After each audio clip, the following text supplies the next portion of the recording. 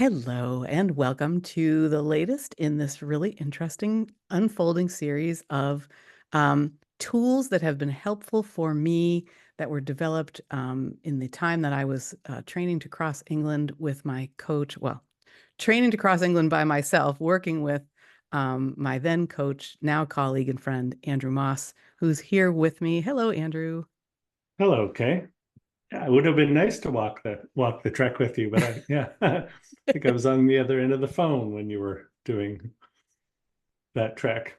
Yes, yeah, it was fun to. I suppose you were along in some ways because I'd be like, this happened.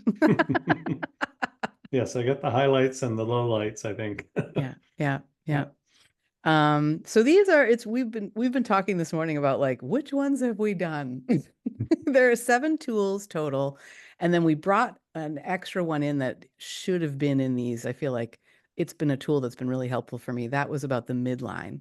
Mhm. And there's 2 left, and then our plan, Andrew, brought up this really great idea in our last recording to have a final one that we bring in listeners, like people who want to be kind of in the room to talk about how what they've noticed about the tools or how that's been helpful for them. So if you're listening and you want to be involved in that, my email is k@klockculp.com. The first K is just the letter K, which now I need to say that every damn time. But it's also I will make sure that this is in the show notes here. So email me if you want to be part of our last one. I think the plan is to do it in November. Yeah. Yeah. And Sounds good. yep. And in the meantime, so I actually decided that I wanted to do this, that I was going to let you, Andrew, choose between the 2 that we have left. Oh, okay. Does that sound good? Sure. All right, cool. So we have negative thoughts are opportunities for growth, or periods, not commas. Mm. Well, they're very similar, but I will take the negative thoughts or opportunities for growth. Cool, cool, cool. Um, it's interesting. Maybe we can talk next time about how they're similar because yeah, anyway. All right, so I'm gonna just show my book that these are in. These tools are published in Waking Up. It's a book about how I grew to love my body and myself while solo hiking across northern England. And I would not have done it without these tools. So tool 5 is negative thoughts equal opportunities for growth. And I'm just going to read the section from this book. Once I got good at seeing thoughts as separate from myself, the next level of awareness was to understand that I could allow negative thoughts to be guides in my growth. So now, when my psyche is freaking out, I can see that. I can hear what's going on inside. Here is the moment where this tool first clicked for me. Someone close to me passed away. In my grief, I heard the thought, I can't bear this. I could observe and sit with that thought instead of running to the freezer for ice cream as a former me would have done. After a time of watching the thought with curiosity, taking some breaths, and feeling my feet standing on the floor of our furnace room, which was where I was when the thought hit me, I remembered this idea. Negative thoughts are opportunities for growth. Suddenly, I saw the feeling of, I can't bear this, and also the idea that negative thoughts are opportunities for growth. I wondered if that could be true, which was enough to take me out of the thought, enough to help me understand that I could, in fact, bear it, that I was bearing it. The growth and learning that came with that understanding, I could simply wait out the thought. And if I could wait out that thought, I knew I could wait out anything. I had a new level of empowerment and trust in myself. This one took a long time too, after I'd already figured out the idea that I am not my thoughts. So give yourself some patience if this too is a new idea for you.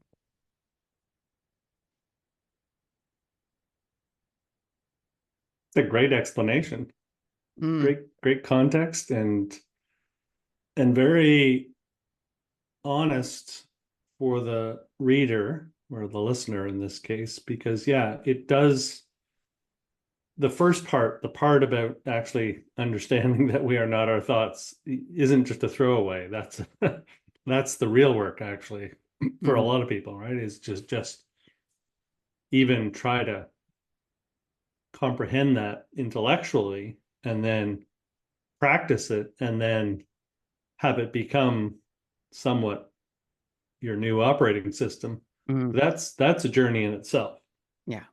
Um, Differentiating positive thoughts and negative thoughts actually is sort of a, I my experience, what as I learned this, was I found that actually a very playful and interesting experience to see some of the craziness of the negative thoughts that would appear, um, because I was no longer like controlled by them, right? They were just objects, and things that I was observing, and I really found it, like, I've used the word joyful to experience thoughts that in the past would have sent me down like an anger or a rage or a you know frustration with other people, resentment, like all of that, those icky words that Mm. aren't very helpful, um, no longer were appearing in my life. And I thought, wow, like, this is amazing. um, but that description in the book is beautifully written, because there is a this it starts off as this sort of like theoretical idea, sort of woo-woo sounding theoretical idea. But once you get into the practice of it, um, and then use it in a difficult situation like the one you wrote about, you feel the empowerment that comes with that, right? Like, not being a victim to your feelings, Mm. right? And the thoughts behind your feelings is one of the most powerful things that I've experienced. So the only thing I would add to the context is that my experience, for myself and then working with a lot of other people, has been that the first step is often not that we notice our thoughts are separate from ourselves. It's we notice our feelings, but we've learned that our feelings are connected to some thoughts. And so our feelings become a dashboard light to Mm. say, there's something going on here. It's a moment to pause, and then go into your mind and say, what is the thought that's creating this feeling right now? Like, what is that? And then realize that that's not you. That's just this thought that snuck in through a back door somehow and created a feeling, right? So that would be the nuance that I would add to this, is that negative thoughts and negative feelings are opportunities for growth, because they both lead us to this opportunity to separate them from ourselves, disempower them, maybe be curious about them, but that's an option. That's not a necessity. I've Mm. had this conversation with a lot of people, like, there's a lot of people that feel like they have to really dig into those thoughts and feelings. My experience is when you separate yourself from them and notice them, and just say, I realize this isn't actually me. This is just something that's popped out of into my mind. That I don't know that you have to do a lot of messy work to figure out why they show up, because I don't know we could ever find the answer to that, to be honest. Wow. I love, uh, well, the nuance, first of all. You're reminding me of, in the Relationship Handbook by George Pransky, which is just one of my favorite books. I actually did a whole series on this podcast of, I sort of took two or three chapters at a time and just went all the way through. Um, and there's somewhere in there where he talks about how his idea is that all all of what we sort of hear or experience in our mind are thoughts, right? So he would call feelings, I think he would say Mm. feelings are a variety of thoughts. But then he talks specifically about the feeling of anger. And he says that anger is a thought or a feeling. I can't remember exactly which one he's referring to. That like a garden variety feeling or thought that has been given like special, marquee Mhm. publicity. Like, and so people they put a capital letter on it. Oh, I couldn't do anything about it. I was so angry, right? You can hear that. It's now become a category. Um, and it can be, then it's just like this foregone conclusion. Well, I couldn't do anything about it because of my ex or whatever, because of my blank. Mhm. And to hear you kind of talk about the nuances of it feels really cool because it's very, I've even been thinking for myself. We've talked about this, I think, a little bit, maybe not in this series, but elsewhere.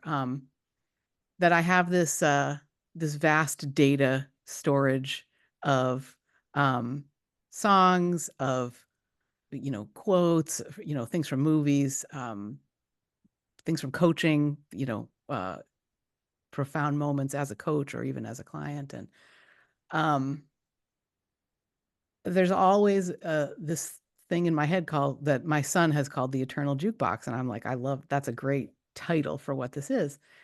And I somewhere along the way, I think it was probably after I got home from England, I realized the music in my head is just thoughts. Like it's another variety of thoughts. And so so here's a good example of this actually kind of in the present moment. Um, I, when you have something like this, I just absorb music like a sponge. I mean, it's just in here. So there's like songs from the 70s that are just in here in their whole cloth way. And if one gets lodged, it'll just play itself through. I'm not the DJ in a lot of ways. Like these just they arrive like the weather, right? And if there's a song, and there has been a song that's been in my head, I would say at least daily for probably sometimes for hours in a day, um, which is the most disempowering song. Mhm. And it's like it's the ability to just kind of notice that and keep going or like play games with it, like just to know that like, oh, I'm feeling this way. Where's that coming from? And then to hear this sort of sad little lament, and I'm just like, but I can at least see it and keep going. I can recognize it as a thought, a Mhm. negative thought. So Yeah, that's a great example. Yeah, and I'm a big fan of George's writing and how he's. I mean, that book is really one message repeated like 11 or 12 times in each chapter. mm, It's basically the application of a lot of what we've been talking about in these tools, the application of that to relationship, to how we relate with other people. And mhm, and I mean the core message of that book is really it's your responsibility how you relate to other people, both in how you receive them and then how you know um, offer to them. mm, So yeah, and I think that the difference between, if I was to try to describe the difference between thought and feeling, or that sort of dashboard reference, I think there is some biology going on that mm, along the way we've linked thoughts of a certain nature. Somehow thoughts of a certain nature have been linked to a biological response that we learn to recognize. Like we recognize fear or anxiety or anger, not usually not initially from the thought that shows up, but there's some kind of biological response that seems to happen that gives us a sense that something's up. mm, Um, and so I agree with him that at the root of that feeling is the thought that triggered that response.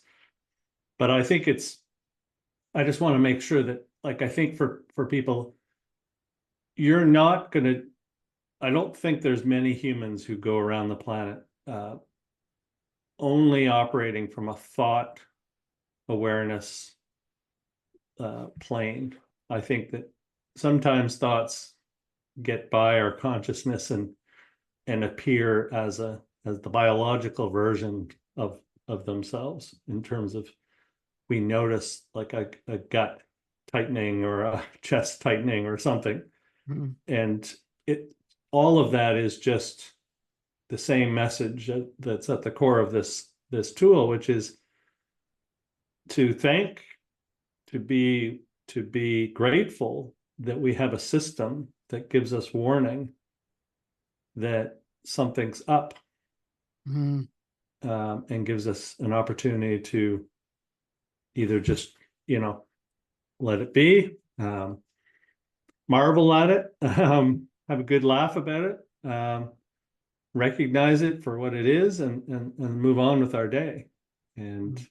that's, to me, that's the core of what this tool is about, is this sort of practice as we go through our day, and we have all of these inputs around us. And you've just moved to a new place, so you're dealing with new inputs all the time, and that's inevitably and naturally, and as it should be, going to help you develop new awarenesses. Mhm. Just like when I got on the boat and was around 20 people I didn't choose to be around for months on end, that helped me understand that there was still more learning for me to do, because I got more of those opportunities to become aware of thoughts and reactions and triggers and whatever words you want to use. But it's embracing that, because Mhm. that's the journey, is that as you get playful with that and get proficient at living in that way, you find that they don't have as much power with them anymore. Yeah. It's just sometimes the volume goes up, sometimes the frequency goes up, but then you use your practice, you do the things around self-care that help, and soon enough you're back to that sort of midline place as your default. Mhm. But I think it's important for anybody going through change, like anybody in a new situation, it's normal, and to be appreciated that that's going to uncover some new stuff, Mhm. part of the journey. Yeah. Um, you said something there that I really loved and hadn't thought of it this way, which is like about the sort of the embodiment of like feelings are we think of, I don't know about anybody else, but I think about my feelings as in my head. I feel angry, I feel sad, I feel happy, I feel right. It's sort of like these words that I've defined to be up here. Hmm. But really, feelings are things that we literally feel in our bodies. Mm-hmm. And so there is a distinction there. There's a feeling, an experience, a sensory experience that then translates to a thought. Is that kind of what you're saying? Yeah, that's one way that we become aware of our thoughts, is a feeling points to them, or Mm, gives us warning that there's something going on. mm, Like honestly, it's at least for me. Now I don't live in a monastery or in a Buddhist temple and spend hours on end in thought. So I'm not. There are moments where thought is the first thing that I notice. Like if I'm out for a walk, sometimes on long walks, like I'll notice the thought without really any sensory part to it. I'll just notice this thought show up in my head and go, isn't that interesting? But other times, it shows up as a feeling, and then, but it's the same response for me. It's like, oh, isn't that interesting? Like what's behind that? And then it's not too hard to figure out what's behind that, and then have the same kind of playful curiosity, like, isn't that interesting? And mm. then move on. Yeah. Yeah. Um, I'm remembering a moment in England where I was up high. We when I did this solo hike, um, you weren't alone on the trail. Like there would be people that you'd see, and but we were in, you're I used an app um that gave me a map, and it was via satellite because there's no, you're not getting Google Maps up high Mm. like that, right? And I remember one day in the middle, I had I was what made me think of it is feelings are not always, well, I don't know how to say this except that I'll describe what happened. So I was beginning to feel in some tendons pain.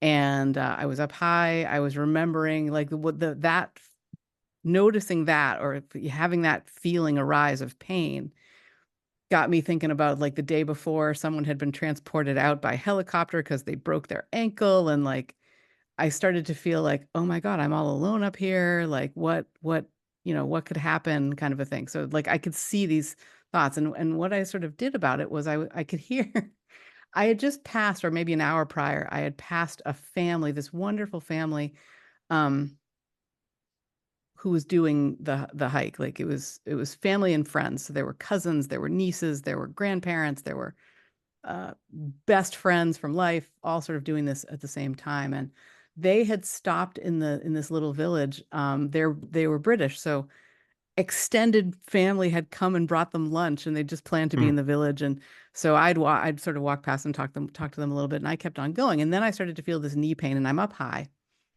and I'm like, they're going to be coming. I think maybe what I'll like I don't they're going to be coming. So what I'll do is I'll just wait.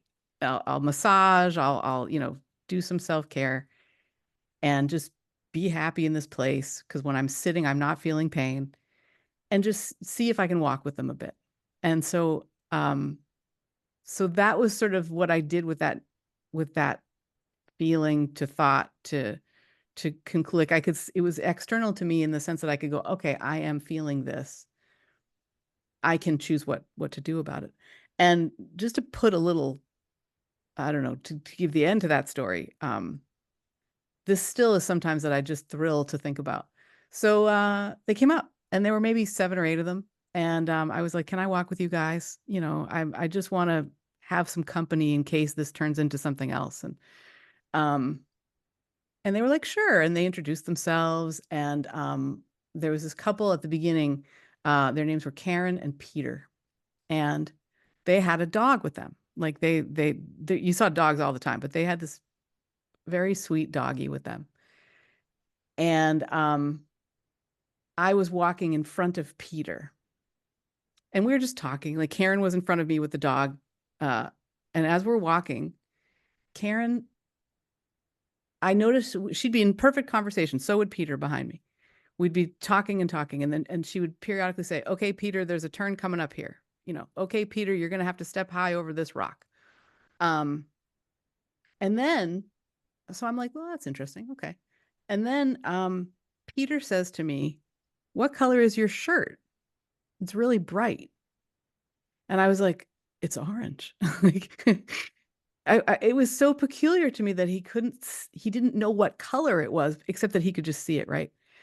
And something in there just clicked. This is a seeing impaired person walking behind me doing this whole trek of 190 miles, and just so contentedly, just so like and I think in the context of our conversation, like I wonder what the thoughts were that he saw, or that they saw, like, and also they just kept doing it, and the dog was a guide dog, like, Mm. and in fact, what they were doing for on the trek was they were raising money in support of people who need guide dogs. So cool. Mhm. So um that was a moment where, and the other, I guess the other end is the pain that I had dissipated because, and we've talked about this on this show, how like motion is lotion. Being able to keep going meant knowing that I could walk through things that were scary and be okay. Like I could tell the difference between something broken and something that was a symptom of my tendon condition. So Mhm. Yeah, like long distance anything is a great educator about the power of our mind. Because it is like I go for a long run through the woods sometimes or on the treadmill, and it's amazing all of the very convincing thoughts that can show up that, oh, you should probably stop now. Like that's enough. Like, or your legs are feeling really tired. Like you could walk now. And it's just remarkable how you can just let that go and just your legs just keep going and Mm, nothing bad happens. And you actually, sometimes, even get to a place that feels even better, right? Like yeah. so it's fascinating. I think anything that we do that puts us into that kind of an environment doesn't have to be running or walking across England, but anything that allows us to notice these thoughts that show up and and then to learn to be playful with them. Such an amazing opportunity for growth. Mm, And I mean, even in your example there, you know, you think about how many people allow a thought to become a judgment of somebody else mm. without ever having the fortune to get clarification like you did that, oh, wait a second, Peter can't see the same way I see, Mm. right? But instead of judging, well, he's got a very bossy partner telling him, right? Like some people could have left that conversation with that thought locked in as a belief and never had the opportunity to get that clarified. And Mm, like, there's so many things that we do in our life where that's what happens is a thought unchecked becomes a belief, mm, and that then forms the way we see everything. I had this conversation with my parents the other night because they're sort of like, they're not anti-environmentalist, but um, they're not kind of green, all in favor of everything that is happening that's greening the planet, let's say. mhm. Which is funny because my sister's an environmental architect, and so it's her whole Mm, career.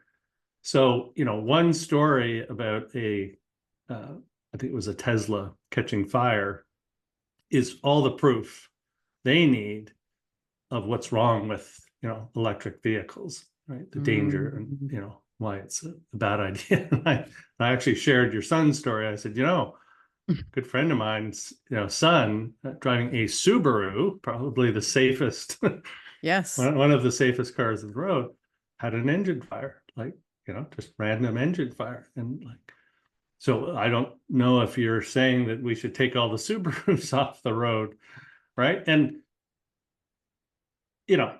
I have fun with them on that stuff because I'm not going to try to convince an 85-year-old to change their whole thought patterns. But it's just a great reminder of how thoughts unchecked become beliefs, which then become your projection of the world, right? Mm, Like, and I use that word very intentionally. And George has spoken about this in some of his other books. It's like our view of whether it's our partner in a relationship or the world around us is a projection of our thoughts and beliefs. mm, It's not coming at us the way we think it is. It's actually coming from us. mm, And so when we disempower some of these negative thoughts or not allow them to linger long enough to become these ingrained beliefs that we carry all the time, we actually see the world and project a world that's much more full of curiosity and full of wonder and full of um, an understanding that we don't actually know a lot of what's going on. And that's a good thing, I think, in the sense of like it inspires us to kind of lean into our experience of life and other people and go into conversations like you did with Peter without you know judging, with just being curious and just noticing, oh, okay, connecting dots to say, oh, okay, now I understand what's going on here, instead yeah. of jumping to a quick judgment. And Yeah. so this, I think this tool, while very practical in a day-to-day life, it's also underneath it is this idea. and that's why I was really pleased with the way you wrote the description, is that underneath it is this detachment of thoughts and feeling from who we are as humans, so that we can get curious about more things and unbelieve a lot of our belief patterns. Mhm. Now, I heard somebody say yesterday on a video, when you hear somebody say, I'm not confident, like I don't, like I'm not a confident person. Well, the funny thing is they are extremely confident that they are not a confident person. Yeah, well said. So it is really what we're putting our attention to that simply needs to shift, Mm. right? And I think that this tool, this idea that, negative thoughts are really a gift to me. Like they're our little dashboard in life to say, here's some stuff that's creeping up, that if you could create some separation from this, you'll live a much more sort of midline, generally enjoyable life with some little niggles here and there that you can be notice, and some joyful moments that you can notice, but it'll be peaceful most of the time. Mm. That's the invitation. You know what's cool too is you're like you've been so generous in sharing in this series about how these things happened for you, like how you adopted them or how you first understood them or what was happening prior, right? And I think it's so experiential, you know? You walked for many, many, many, many mornings, early mornings, Mm-hmm. before you were like, hey, maybe I just would like to not listen to anything right now. Maybe I've heard enough um, just in my ears and what I'd like to. And then those were the moments where you could just be quiet with yourself. And so I mean, the curiosity that I always bring to these is like, how did this, how did you, or what was going on just before you had an understanding of negative thoughts are opportunities for growth? And like, how did that Oh, arise for you?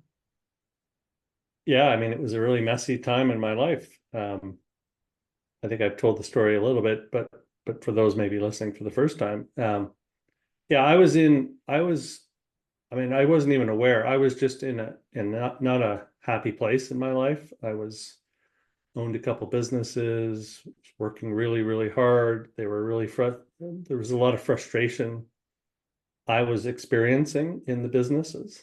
Um, and that was causing a lot of tension at home. I wasn't healthy. There's a bunch of stuff. And I got fortunate that I was invited to an event where an old high school friend was there who hadn't seen me since high school. And we had a conversation that led to him asking me, well, led to him pointing out that the version he was seeing now in that moment was a very different version than the playful, curious, fun-loving version that he had known going through school together. Um, and he simply invited me to consider which version of me I would want my girls to remember me as. I had three daughters. And, that's a question that I don't think I had considered I really had a choice in the matter before that. Mm. Um, or I certainly didn't have the conscious awareness that I was making choices all day long to have me in the state I was finding myself in that day. And when I left that conversation, I knew the answer that I would definitely want to hear my daughters reflect on their dad as that high school version of me, maybe with a little bit more wisdom. But that led me down a path to make a lot of changes in my life, and one of them was to introduce this sort of going for a morning walk every day. And as you said, I started out listening to a podcast every morning when I was walking, and fortunately, I picked well, because I picked a podcast that was really about exactly the topic. It was a story about these two wolves, one that's full of anger and hatred and negativity, and one that's full of love and kindness and care.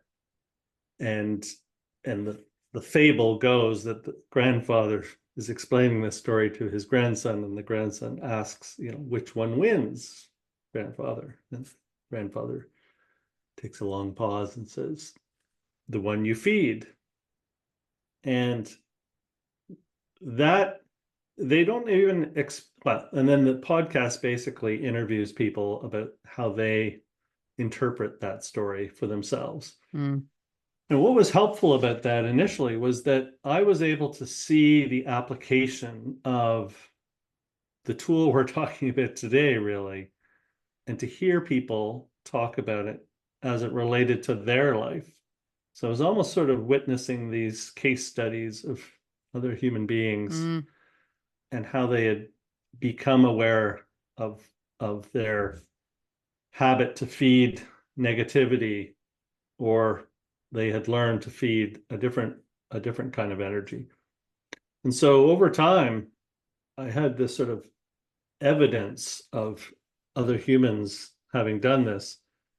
And one morning I walked out the door with my headphones in, and I just, for some reason, the thought in my head was, I'd rather have some quiet this morning. And so I left the headphones at home. And that morning was the first time I really noticed the noise, Mm. and was able to really start applying, not perfect for sure, but start applying what I had been listening to in this podcast, and just noticing thoughts that were appearing. And you know, I remember initially a lot of thoughts were reflecting back on people and events that had caused me. I was blaming them for how I had been feeling or how I had been showing up. And I remember noticing that, going, wow, like that's a lot of like disempowering thought that's going on, right? And so over time, it was just more and more of that, no headphones anymore. And then somewhere along the line, I just sort of learned that, okay, well, instead of trying to study each thought that comes up and trying to kind of force myself to unravel that belief about the events that had happened, I just, came up with this line that was, isn't that interesting? Mm-hmm. And, smiled at myself, often with a little chuckle, and, kept on walking, and sure enough, that would float away, and, something else might show up or not, right? And so it was a real transformational period, and that was probably over a year process. Yeah. Yeah, more than a year. And but I don't think, like, I think if you can develop I do think the walking or having a practice where you can have space and time to notice in a conscious way the things that are coming up is, and whether some people use meditation, I think exercise, I think nature, these are all really good avenues to do that. But it gives you some space, and it gives your mind some space to get into its well, for you to notice what it's doing all the time, perhaps, is the best way to say it. Mm-hmm. Right. And then have some space where you don't feel like you have to react to everything, because that's, most of us live our life, for a lot of our lives, we live in this reactive state. And I think this practice and the warning lights of negative thoughts, but also, positive thoughts, not that there's anything wrong with positive thoughts, but they're no less unreal than they're the same level of Yes. not realness as the negative thoughts. And but it's fun to play with them when they come up, and to enjoy them, but Mm. they shouldn't be any more controlling than the negative ones. I remember, I don't think I wrote about this, but I remember in one of our conversations when you were, working with me as I was training to go across England, you spoke of this thing that you called the joy balloon, which is like grabbing onto the joy balloon and hanging on for dear life is every bit as not uh it's the same. I don't want to say not. It's the same as when you go down a rabbit hole of negative thoughts, right? Like Yeah. you can't, well, we think we can. What I find myself trying to do is, what I used to find myself trying to do is like to stay with the positive and feel bad when it was leaving, and wonder when it would return, and be, Mhm. wistful. And that in itself was just this whole train of thoughts, right? And as you were talking before about, so I utilize all of that. Like I received some really tough news Friday, and it was Friday night, which is always, you know, um, so interesting, just to how I encounter things in my own sort of daily rhythms. And on Saturday morning, I was supposed to be somewhere early, and I was up at like 5. And um, one of the first things that I did was I went and looked out the window, and we live where I live now. The stars are just amazing. The sky is just absolutely amazing. And that was helpful. And then I was like, I cannot, the next thing that's important for me to do right now is to go for a walk, just to like go and move my body, right? So Mhm. that's been helpful for me. Another thing that I've played with over time is the fun of like I'll be doing a meditation, or sort of a mindfulness practice. And I this actually comes from when I was a grad student. I was being taught to, or I was developing the skill of being a teacher of early childhood, for children, very young children. And one of the exercises that my cooperating teacher had me do was to pick one kid and set a timer for like 15 minutes. And every time the timer went off, just to note down, what is that kid doing? What's happening for that kid right now? And just that, then you get an understanding of the rhythm of what's happening for that kid. And if you do it over days, you can see where the challenges really are. You can see where the joys really are for that kid. And it's just fascinating. And I've been thinking about that, because in meditation, what'll happen is I will be breathing, I will be doing, the sort of practice of it. And sometimes I get pulled away. And it's been so interesting to notice, like, what pulled me away that time? What was that thought? And like a minute later, what's the next one? And what's the next one? And they're so Mhm. completely diverse and Mhm. different. It's just funny, Mhm. where your brain goes if you give it a 5-second opportunity. Yeah, and a lot of people misunderstand, meditative practices as if they're supposed to try to make, get better at them in a sense of like having less of that Mm, happen. mm, And the reality is, my experience has been, I I notice maybe a volume level change of how thoughts show up in my day, um, in general, but it's not like they stop showing up. Like that factory is running 24/7. Thought factory. Um, it's really just like the level of engagement with them is it's like at most a light touch most of the time now, which feels a lot more peaceful than it used to feel. Mhm. And yeah, and so I think on this tool, to kind of put a close on that, this tool is, even though we when we talked about this initially, it was on negative thoughts because those seem to be the prevailing nature at the time. This applies to all thought, which is just allowing thought and the resulting feeling, if that's what we notice first, to be a helpful warning sign or a helpful indicator for us that there's something up, and to just have the consciousness to be aware of it and then choose the easiest path to let it be. Mm. Um, and there are people that think that's putting your head in the sand.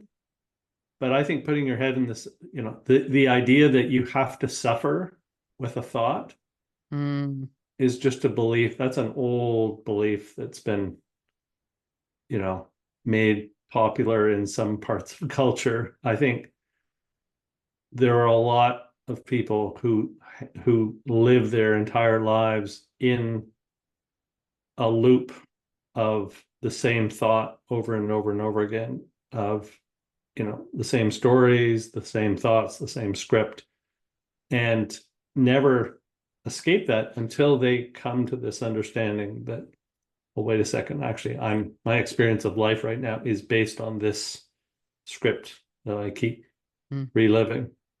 And if I could separate myself from it or see it from a different perspective or have a lighter touch, um, there might be more ahead than there is, behind.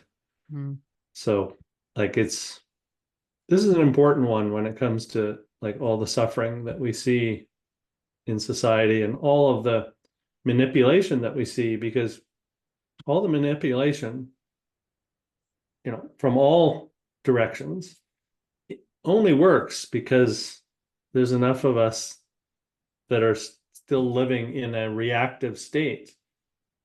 So mm, when somebody positions a story in a certain way or says a certain thing, they know that will generate a human reaction in enough people mm, to get whatever they're trying to get from that.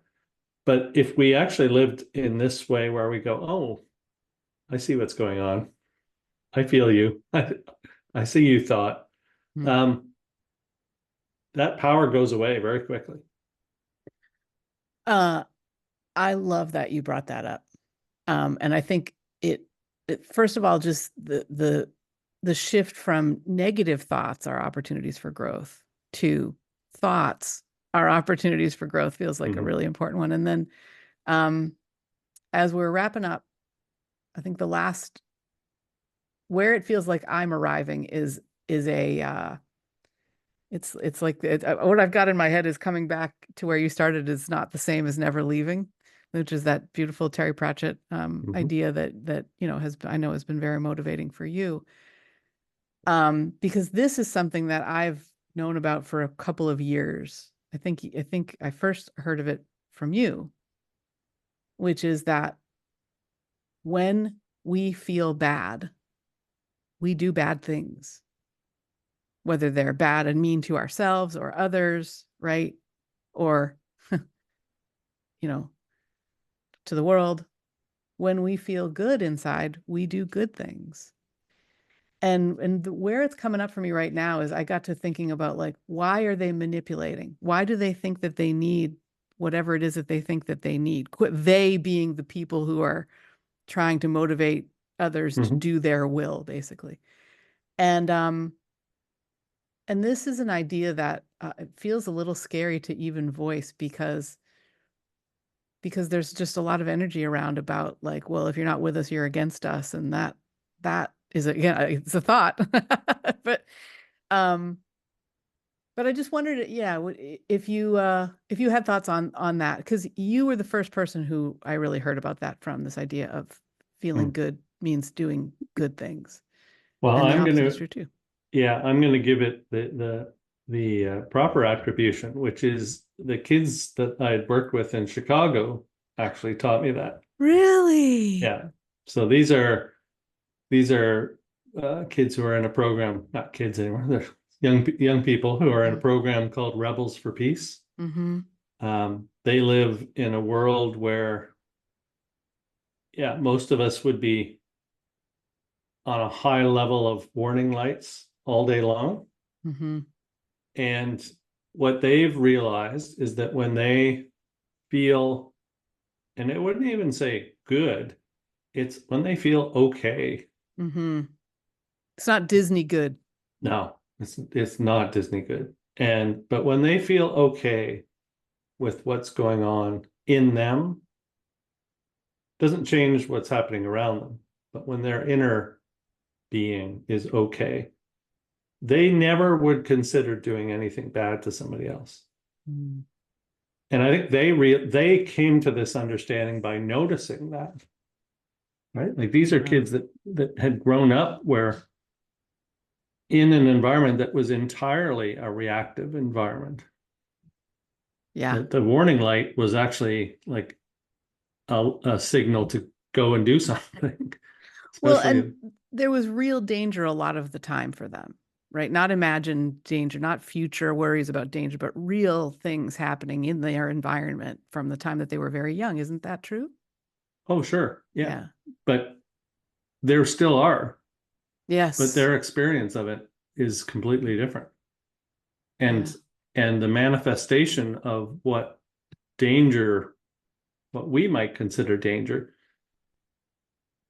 changed as a result of less people getting engaged in the root of that danger, which was really negative thought, Yeah.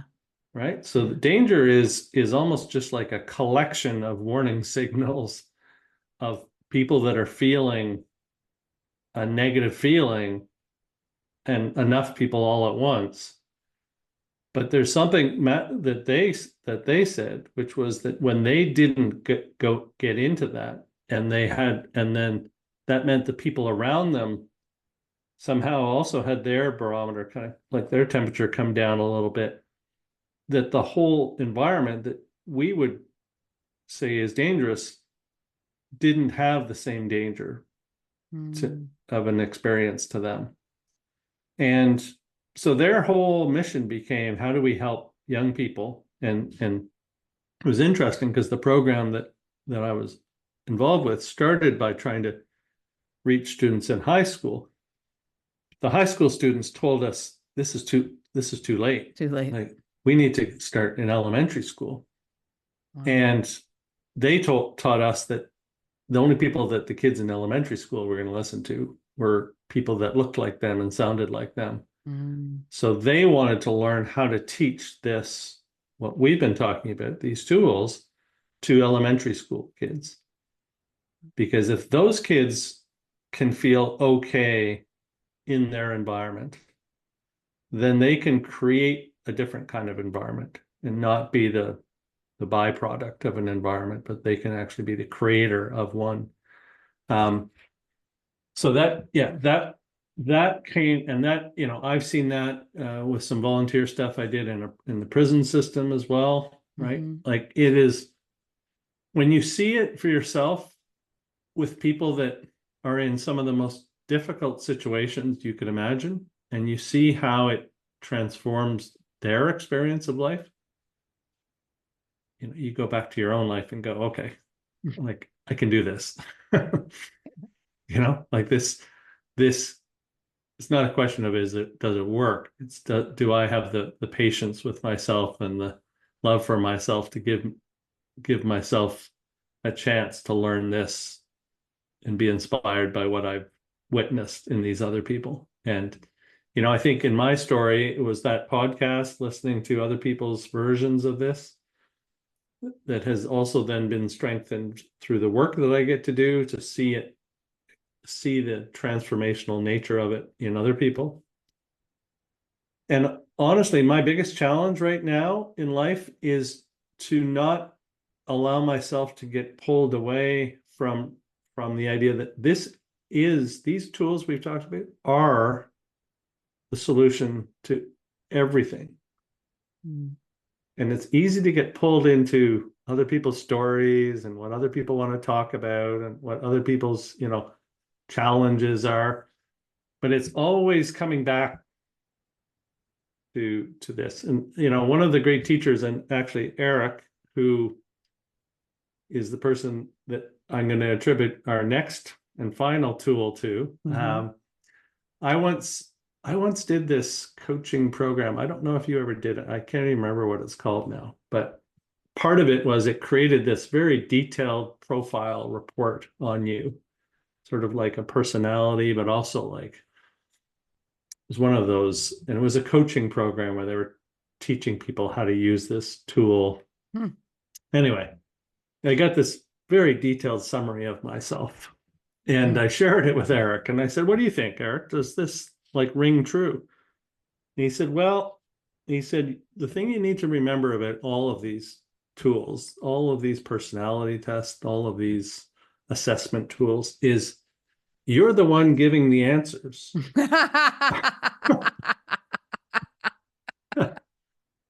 And he's like, so it's humorous how shocked we are to hear back what we think about ourselves.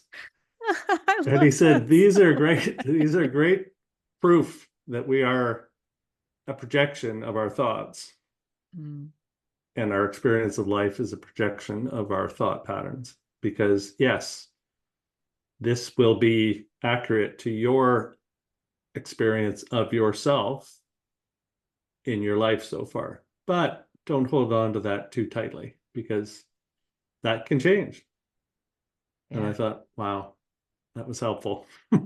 Wow, that is awesome. That's so, yeah, the one I'm thinking of is called Strengths Finder. Yeah, yeah. There's all kinds of these, There's, right? yeah, yeah, yeah. And And they can yeah, make, yeah. it's helpful for some people to understand in maybe a different framework or in a well described framework themselves, Mm, but there's a danger to believing that that's a fixed state from mm, which you can't ever evolve. And mm-hmm. I remember having this conversation once in an employment situation where they had put one of these tools in place and they had done all these assessments, and the CEO wanted to install these little flags on our little cubicles to indicate our sort of color profile. I think it was, I can't remember which tool it was, but it generated a color profile which said something about how you preferred to be interacted with or something, right? Mm, And I remember, and this is my nature, is to be a little bit curious in these situations. I said to her, like, is that suggesting that none of us are able to, with this understanding of ourselves, and that we're not all exactly the same, that we're not able to change, like that we now have to treat each other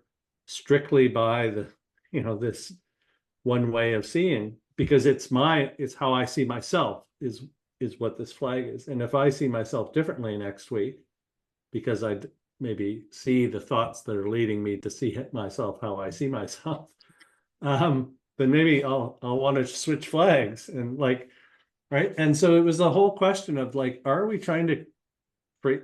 I don't think it's a positive message to say you are the way you are, yeah, and this, that is, you, yeah, and that's unchangeable. yeah, I think it is helpful to know your nature and your tendencies, only to know that these are the patterns that you have been in for a part of your life that you've not really been conscious about, and they just manifest themselves into beliefs and behaviors. But that, just like what we've been talking about today, is really just another signal of something that you might be curious about, something you could explore. yeah. Um, ooh, well said. Hell to the yeah. uh, though there have been a couple that of those kind, I don't even remember what they're called, other than StrengthsFinder. I know maybe one other one that I found really, really helpful at the time. And I think what they were good at was reflecting back my responses to me Mhm. in a way that helped me feel empowered or joyful or courageous about my own abilities and myself.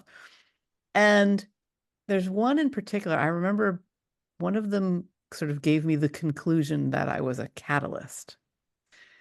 And I just remember, for years, I just was like, wow, there's not a better word, I think. But that's a great word, but there are other words. And I do remember having had some feelings of like guilt because, well, I'm not that person anymore. Like, oh no, but what you're saying is it's so fun that we do get to choose and we get to keep choosing. And I think in the coaching work that we both do, I know for myself, sometimes in one conversation, or sometimes it's over conversations and you'll see the change between, but you can see someone encountering and opening up to an idea, and then a minute or a month or a year later, they're like, it's just part of them now. Like Mhm. they've just built that in, that this new understanding of, and I think it really all speaks to like everything is changing all the time.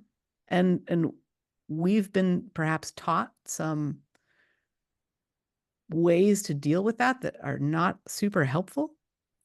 And instead of trying to kind of control the future, which was a lot of what the conditioning that I received anyway, to be able to just be comfortable sitting in the unknown, or just feeling like I'm on this threshold that's continually moving, and I can still look around and see what's here in the environment.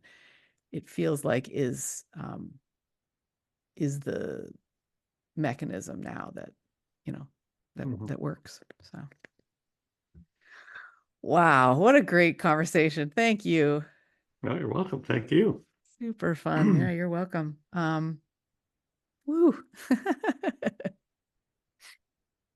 Yeah, I think we're there. Any final thoughts? I don't think so. Yeah, just a really great um hour.